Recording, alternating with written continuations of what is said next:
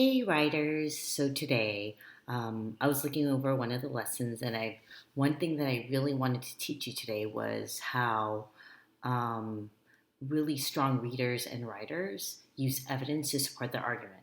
So this one time, when I was a little kid, I told my mom that I should go to another school, and my parents were like, "What? Where is this coming from?" And they just ignored me.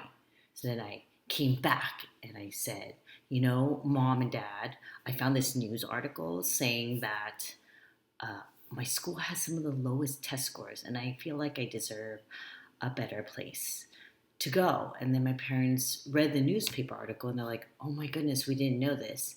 Let's look into some better schools for you."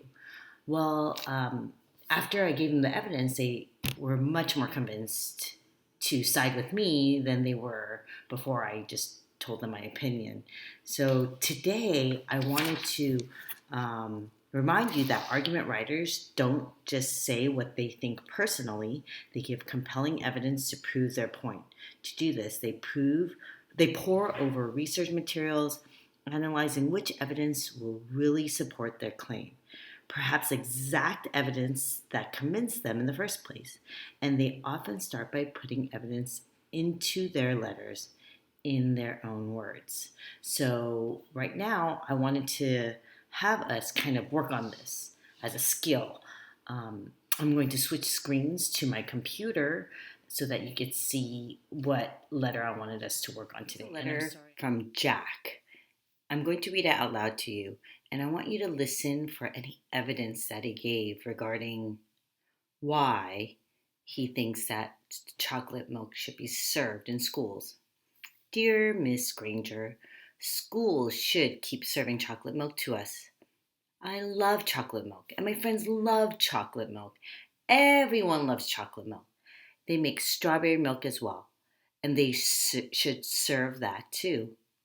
We should serve chocolate milk because it tastes good and because it has some good vitamins. Chocolate milk tastes like chocolate. Who doesn't like chocolate? Everyone likes chocolate. Go to Duane Reade or a Starbucks or a Dean and DeLuca. What do you see at the counter? Luring in the kiddies and the adults? Chocolate. Chocolate makes us happy.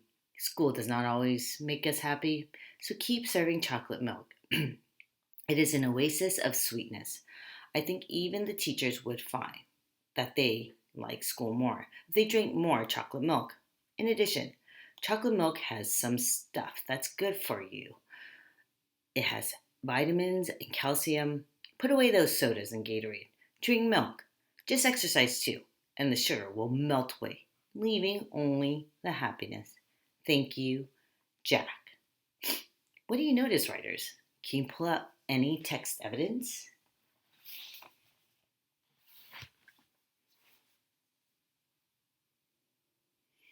Yeah, I couldn't really find any text evidence either. So, what articles that you've received would help Jack make his argument a little bit stronger?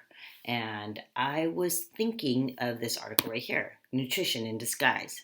And as you can see, I kind of took some notes, or I just kind of indicated which quotes I thought would kind of help Jack convince readers and writers that that they should serve chocolate milk in schools. And one that stood out was this first one right here.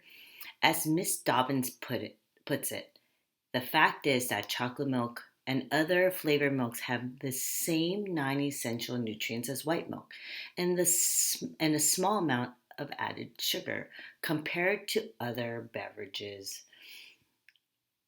I'm trying to think, I don't want to copy exactly that. So, writers, I want you to think of how you could say that in your own words. And I'm going to give you a moment to think about that.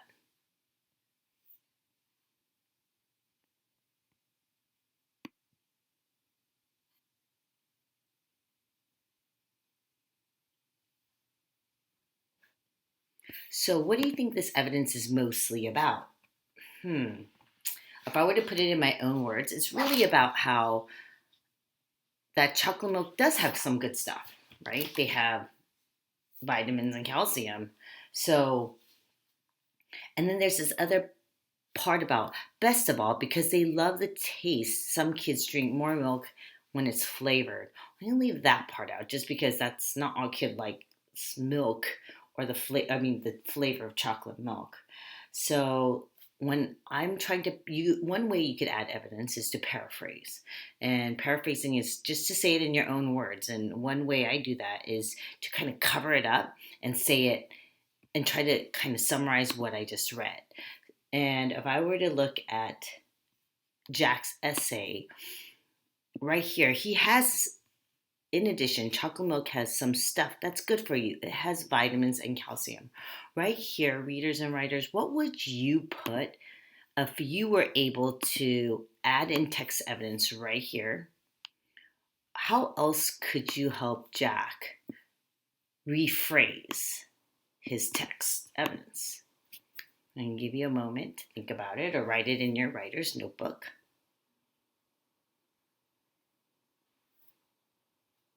And I want you to think about, what is this mostly about, and which of Jack's reasons does it support?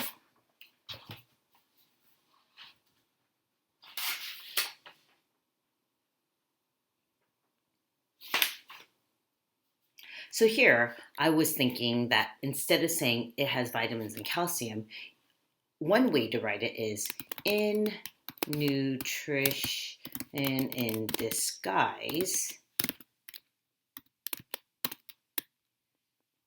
Miss Dobbins, I think she's a nurse, right? A nutritionist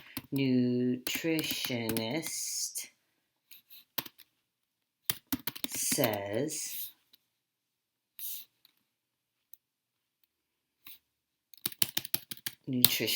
oh, you can't see that. Nutritionist says that chocolate milk has the same vitamins as white milk and not as much sugar. I'm going to try to expand as much sugar. Not as much sugar. I'm just going to leave it right like that. So how do you think that is different from what Jack said? Well, readers and writers, as you are continuing to add text evidence in your own writing, you can also just paraphrase. And I have this little poster for you today so that how to write an argument. First, you got to collect all the evidence that allows you to think through various sides of an argument. We tried that, right? You have an article that talks about why chocolate milk is good, and you also have articles and videos that say why chocolate milk is bad, right? What are the pros and the cons? Then I want you to rehearse by explaining your position and listing your reasons, like your first reason, your second reason, your third reason. And then you're going to plan your claim and reasons into boxes and bullet structure. So I gave you the structure. It was just you needed to put it into your draft and use evidence to support your claim. And one of the ways to do that is paraphrase, putting into your own words. And that's what we practice today.